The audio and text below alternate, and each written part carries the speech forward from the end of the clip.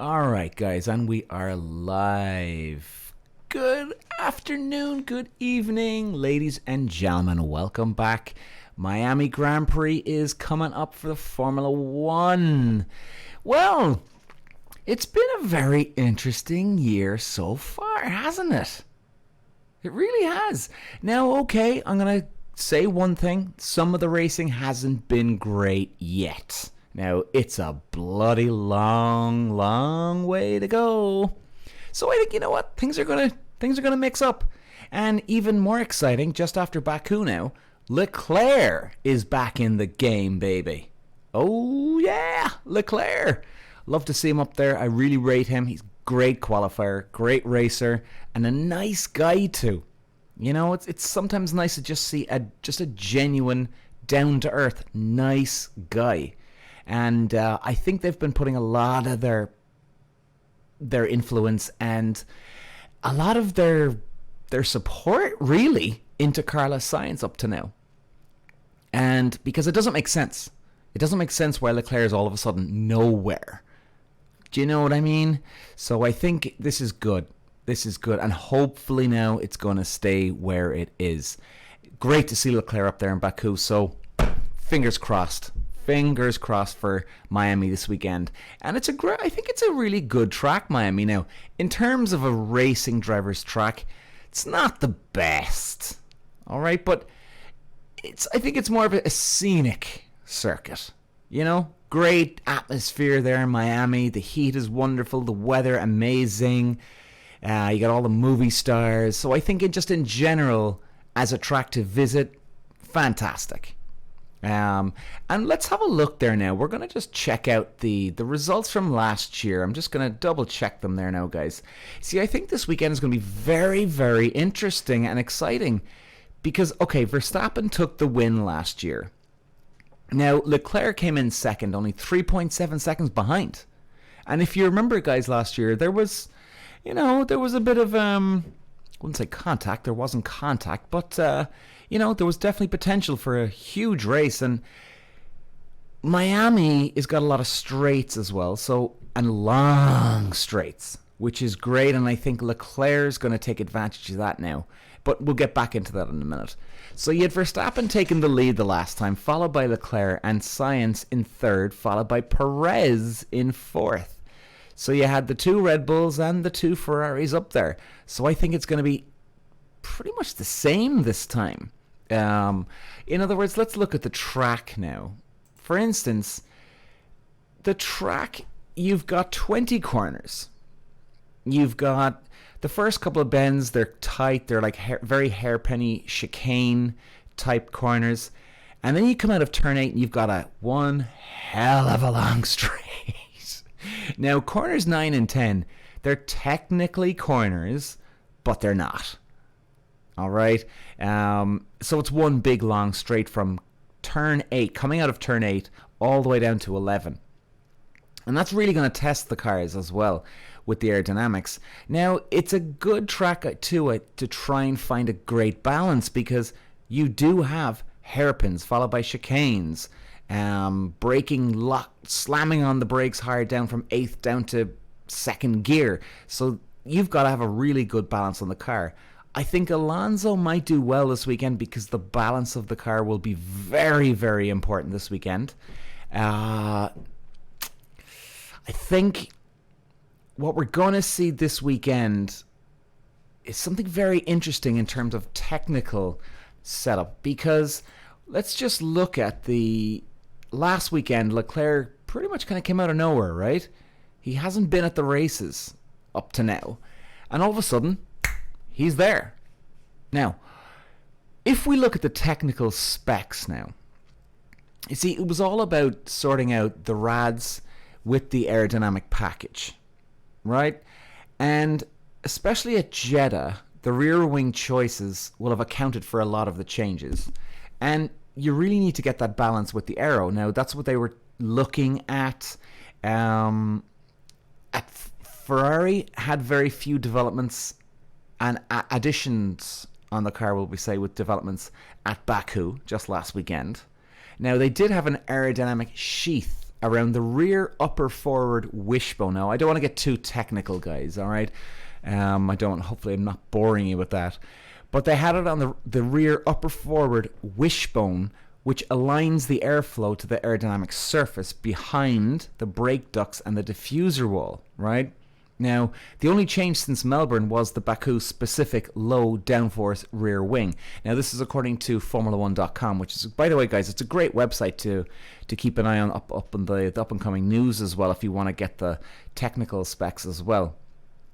And if we look at the top speed, because this is where they're going to really need to find a balance this weekend. Do they sacrifice the downforce for better mechanical grip in the corners? Or do they sacrifice mechanical grip to get down that hell of a long straight in Miami? That's going to be a big, big gamble for some. I think for Alonso it's going to be a big one. For Verstappen, I don't think so. Verstappen and Perez, I think they're going to have no problems with setup this weekend. I think they've got just a great overall balance in general. Ferrari, well, you never know what they're going to pull out of the bag this weekend. If we look at the Jeddah, when we were at the Jeddah, now 80% of Jeddah's track is throttle. Believe it or not, ladies and gentlemen. They are on the throttle 80% of the time in Jeddah, which is amazing. It just shows you how quick that track is, right? Now, if we look at Jeddah, because you need a very, very quick engine down that straight, and the two straights really at Jeddah. Now, the Red Bull was topping out at 338 kilometers versus Ferrari at 332. Now, you could argue, did they sacrifice the mechanical grip? Did they go for engine speed down the straights? Probably. Now, if you look at Baku, Red Bull were 338 in Jeddah, but at Baku they were at 342. Now, that's a 4 kilometer difference. Now, I personally think they set up the car for more speed down the straight at Baku. All right, it would make sense. Versus Ferrari was at 333. So in Baku, there was a 9 kilometer difference between Red Bull and Ferrari. But still, Leclerc was right up there. So it just goes to show you that they needed more grip at Baku. Now, Miami is going to be an interesting one, I think. It's not going to be like Baku and Jeddah. You're going to need more grip. But that long straight, guys, down the back between turn 8 to turn 11, it's going to be, I'm just wondering, it could make or break some of the race for a lot of people, because all you got to do is start slowing people up in the corners then. So let's say Verstappen takes less grip. He wants to get down the straight quicker. And let's say Leclerc is in the lead. Now, Leclerc's got more grip. Now, the problem is, Leclerc could pull out a bit of a lead, yes, but all of a sudden, with DRS enabled as well, all Verstappen's got to do is stay within a second of Leclerc. He's got DRS going down that long straight, and then guess what happens? Boom, he overtakes him. And all he needs to do that is in within the first couple of laps. Now, if Leclerc manages to pull out a lead, again, assuming if it's this example now, guys, work with me here, okay? If it is that, all Leclerc's got to do, or whoever's in the lead, is just hold the guy back for a few laps, and maybe 5 or 6 laps into the race, then start spreading out the lead, gain an advantage. So if you're going to sacrifice engine speed or grip for engine speed, you're going to have to make a move and pull a move on the leader within the first 2 or 3 laps, because you don't want the leader to piss off into the distance. That's going to be a problem. So it's about getting the guy in front quick and hard, fast as you can. Because if you do have a slower car, but you are really quick down the straight, well, you'll be able to just hold up the guy in the back anyway, right? Because it is fairly tight anyway around the rest of the track in Miami. And then the fact that you've got engine speed, a lot quicker engine speed, you'll be able to pull out a little bit of a gap on that big straight, and therefore be able to manage to keep the car behind. Now, again, we're talking now depending on your grip levels, but I think that pretty much most of the teams are going to go with, a very, very similar type of setup on the car. Now, of course, different degrees, difference in aerodynamics and things like that. But, their basic package would be pretty much the same. So I think it's going to be very, very interesting. And if I'm Leclerc this weekend, if I have any chance of winning and trying to get back in the championship, I'm going to go with that strategy this weekend. I'm going to go with big engine speed, get it on pole as quick as I can, or get it off pole. Even if I'm off pole, that's okay. Get a blinding start. I've got 3 or 4 laps to gain the advantage. Even if I'm in second when the race starts, I've got 3 or 4 laps to gain a position into the lead, pull out a little bit of a gap on the straights, and that will be enough to keep me around the track in those tighter corners. That's my strategy this weekend. And then probably do a one-stop, get on the hard tires, or if I can do on the medium, well, no, not the medium, stay on the hard tires, and just go. Just stay out in the track as much as I can, and stay out of trouble. That's probably the best strategy. So, okay, anyway. Who's going to win? What's going to happen? Oh, let's close this off, guys, and let's see. I think this is going to be interesting.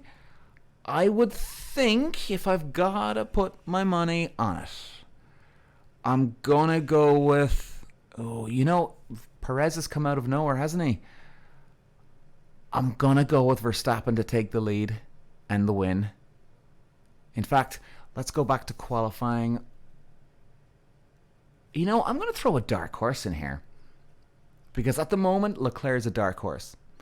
I'm going to go with Leclerc taking pole, Verstappen off pole, Perez in third, Sainz in fourth, and Verstappen to win the race outright. I wouldn't be surprised if Perez takes the lead, to be honest with you, as well, because he's flying at the moment. They're giving him the equipment, they're giving him the attention, and I think it's going to come down to the championship between Verstappen and Perez, and it could go down to the last race, which would be awesome to watch, of course. Be awesome to watch. However, if I had to put my money on it, if I really had to put my money on it, I don't think they're going to do it. I think they're going to give Verstappen the championship, as long as they keep in the front of the field here. I think they'll slow Perez down eventually, and they'll make sure Verstappen takes the championship, secures it, job done, and then they'll give Perez a few races. Now, having said that, you never know. So I think, guys, I think we'll leave it there. So Verstappen for the win. We'll go. Oh, guys, this is a hard one. You know what? It actually is, because Perez is doing so well. Okay, I'll do it. I'll go for Verstappen for the win, Leclerc in second, and Perez in third. Oh, yeah. I've had some good predictions so far this year, but, well, not for the last couple of weeks anyway. Or I didn't have for Baku, so, hey, what can you do? But, okay, Verstappen take the win, Leclerc in second, Carlos Sainz. No, he just popped into my head. Perez. It's got to be Perez. All right, Verstappen winning, Leclerc second, Perez third. Boom. So, guys, by the way, if you haven't seen Drive to Survive yet, get on it. You got to do it, ladies and gentlemen. It's on Netflix. There's 4 seasons, I think. It's amazing. And even if it's a little bit slow, just give it a little bit of time. Give it about 2 or 3 races, and all of a sudden, boom, you'll be hooked. Hooked. Talk to you later, guys, and I'll be back, by the way, on Sunday night. Monday morning. And I'll have my reaction from Miami. So you'll be able to hear what happened, and we'll go through the highlights of the race. And, we'll talk about the whole race roundup and the qualifying, and we'll be looking forward to the next round. So, guys, I'll be talking to you, or you'll hear back from me on Monday, and thanks for listening. Talk to you later.